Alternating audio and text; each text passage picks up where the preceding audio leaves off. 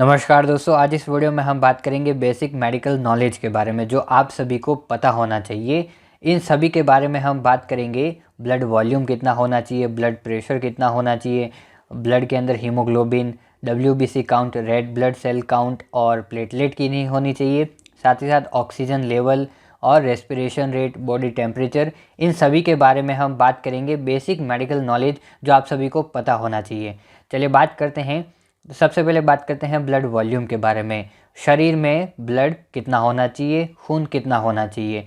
इसकी जो वॉल्यूम होती है मेल के अंदर, पुरुषों के अंदर, वो 5 से 6 लीटर होनी चाहिए। इसके अलावा महिलाओं में या फीमेल्स में इसकी जो वॉल्यूम होती है, नॉर्मल रेंज होती है, वो 4.5 से 5.5 लीटर होती है।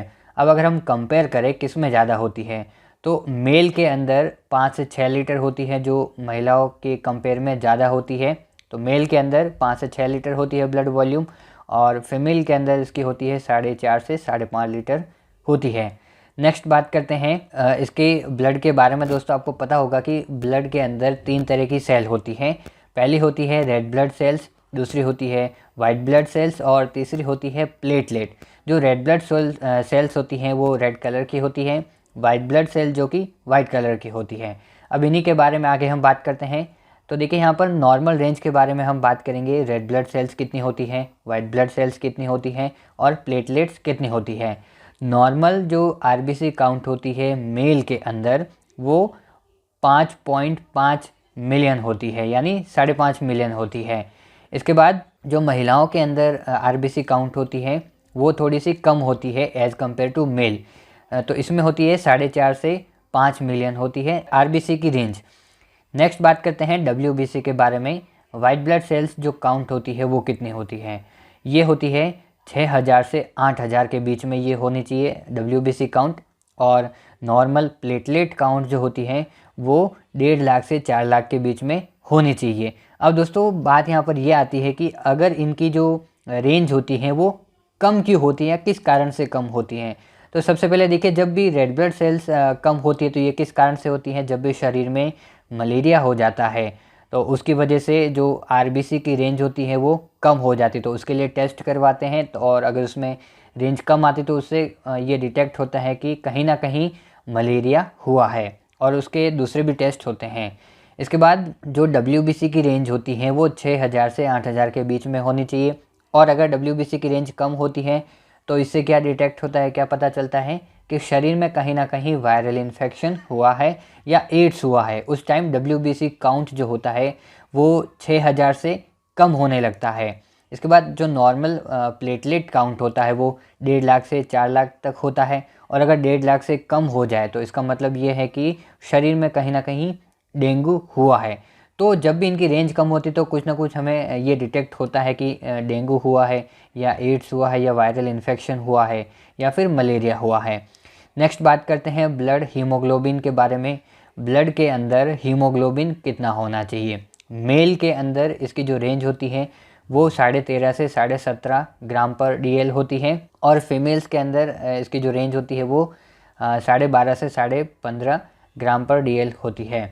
और आपकी जानकारी के लिए बता दूं कि हीमोग्लोबिन जो है ये बहुत ही इम्पोर्टेंट है इसमें ब्लड के अंदर, क्योंकि हीमोग्लोबिन की वजह से ही जो ब्लड का कलर होता है वो रेड होता है। तो हीमोग्लोबिन कलर के लिए रिस्पॉन्सिबल होता है ब्लड में।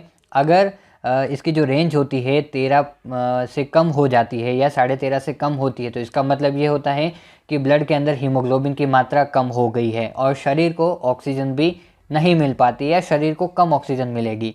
इसकी वजह से जो ब्लड का कलर है वो थोड़ा सा डार्क हो जाता है।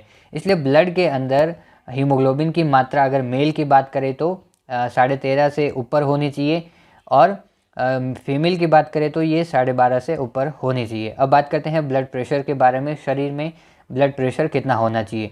तो जो न्यूली बॉर्न होते हैं, नए जो बेबी होते हैं, उनमें 90-55 mmHg होना चाहिए, और जो यंग या अडल्ट होते हैं उनमें 120-80 mmHg होना चाहिए, ये ब्लड प्रेशर होना चाहिए।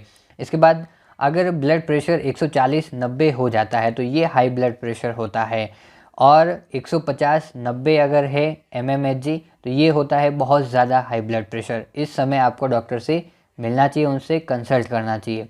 अब यहाँ पर बात आती है दोस्तों कि आप यहाँ पर देख रहे हो 120 90, हम ब्लड प्रेशर को एक ही साथ क्यों नहीं पढ़ रहे हैं। इसमें दो जो डिजिट आपको देखने को मिल रहे हैं, एक तो 120 और दूसरा 90। तो यहाँ पर 120 क्या है और 90 क्या है ये आप समझिए।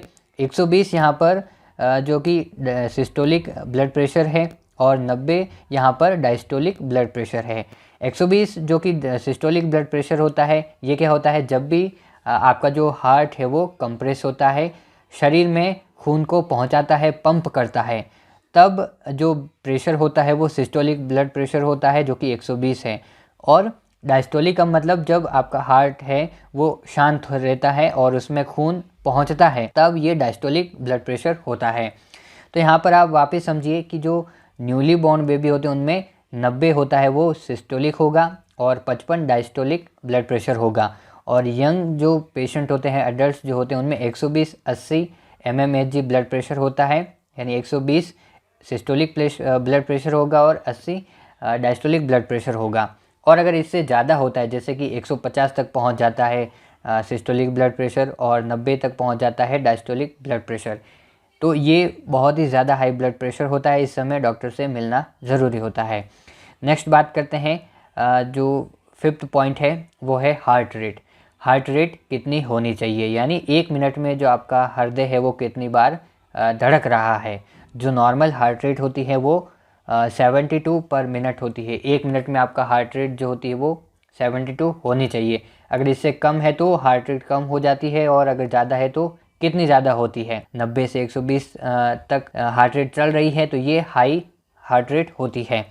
इसके बाद बात करते हैं रेस्पिरेशन रेट के बारे में। रेस्पिरेशन रेट कितनी होनी चाहिए, यानी आप 1 मिनट में कितनी बार सांस ले रहे हो और छोड़ रहे हो, ठीक है। तो 12 से 16 बार अगर आप 1 मिनट में सांस ले रहे हो तो ये होती है नॉर्मल रेस्पिरेशन रेट। 12 से 16 बार आप 1 मिनट में सांस ले रहे हो। और जो न्यूली बॉर्न होते हैं, नए जो बेबी होते हैं, उनमें ये 44 होती है, यानी 1 मिनट में जो न्यूली बॉर्न बेबी होता है वो 44 बार रेस्पिरेशन रेट होती है उसकी, इतनी बार वो श्वास लेता है। अब बात करते हैं ऑक्सीजन लेवल के बारे में। शरीर में कितना ऑक्सीजन लेवल होना चाहिए। नॉर्मल जो रेंज होती है ऑक्सीजन लेवल की वो 94 होनी चाहिए, और अगर इससे ज़्यादा है, 95 से 100 के बीच में है, तो ये होती है oxygen level, best oxygen level होता है ये। इसके बाद अगर 90 से कम हो जाती है, जैसे कि 90 से 93 के बीच में अगर रेंज है, मान लीजिए 90 तक आ जाती है ऑक्सीजन लेवल, तो वो होता है लो ऑक्सीजन लेवल। लेकिन अगर इससे भी कम हो जाता है, मान लीजिए कि 90 से भी कम हो गया है, 87 88 89 तक चला गया है, तो वो बहुत ही कम ऑक्सीजन लेवल हो जाता है। इसलिए जो नॉर्मल ऑक्सीजन लेवल होता है वो 94 होता है, यहाँ तक तो होना ही चाहिए। 95 से 100 के बीच में है तो वो बेस्ट ऑक्सीजन लेवल है, लेकिन 90 से कम नहीं होना चाहिए। अब बात करते हैं बॉडी टेम्परेचर के बारे में। बॉडी टेम्परेचर कितना होना चाहिए, तो देखिए बॉडी टेम्परेचर जो नॉर्मल बॉडी टेम्परेचर रहता है वो 97.5 से 98.6 फ़ारेनहाइट तक रहता है। ये बॉडी टेम्परेचर नॉर्मल है। लेकिन जब इससे बढ़ जाता है, जैसे कि 100 डिग्री तक चला जाता है, 102 तक पहुंच जाता है, यानी 100 से 102 डिग्री फ़ारेनहाइट तक पहुंच जाता है, तब क्या होगा, ये हाई फीवर होता है, यानी आपका बॉडी का जो टेम्परेचर है वो ज़्यादा हो गया है। इस टाइम आपको जो एंटीबायोटिक दवाइयाँ हैं वो दी जाती है ताकि बॉडी का जो टेम्परेचर है वो कम हो सके। इसके बाद आगे बात करते हैं ब्लड शुगर लेवल के बारे में। शरीर में कितना ब्लड शुगर होना चाहिए। फास्टिंग जो ब्लड शुगर होना चाहिए वो 70 से 100 mg/dl होना चाहिए।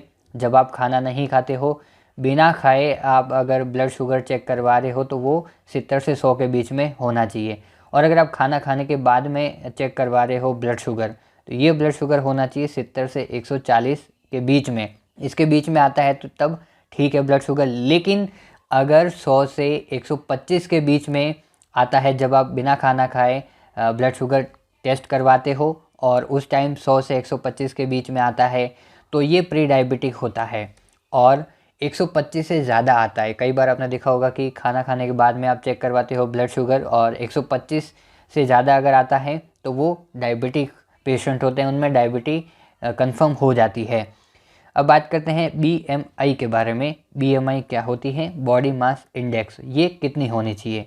देखिए, बॉडी मास इंडेक्स जो होता है ये आपको डिफ़ाइन करता है कि आपकी एज और आपकी हाइट के अनुसार आपका बॉडी मास इंडेक्स कितना होना चाहिए। अगर WHO की गाइडलाइन के अनुसार अगर हम देखें तो यहाँ पर देखिए लेस देन 18.5 18.5 से अगर कम होता है बॉडी मास इंडेक्स तो आप अंडरवेट हो। ये कैलकुलेट कैसे करते हैं? बॉडी मास इंडेक्स आपकी हाइट और वेट से कैलकुलेट किया जाता है और जो भी रिज़ल्ट आता है वो अगर 18.5 से कम आता है तो ये होगा कि आप अंडरवेट हो। उसके बाद 18.5 टू 20.9 यानी 18.5 से 25.9 के बीच में अगर BMI आ रहा है तो आपका जो वेट है वो नॉर्मल वेट है, BMI नॉर्मल है। लेकिन अगर 25 से ज़्यादा है तो आप ओवरवेट हो।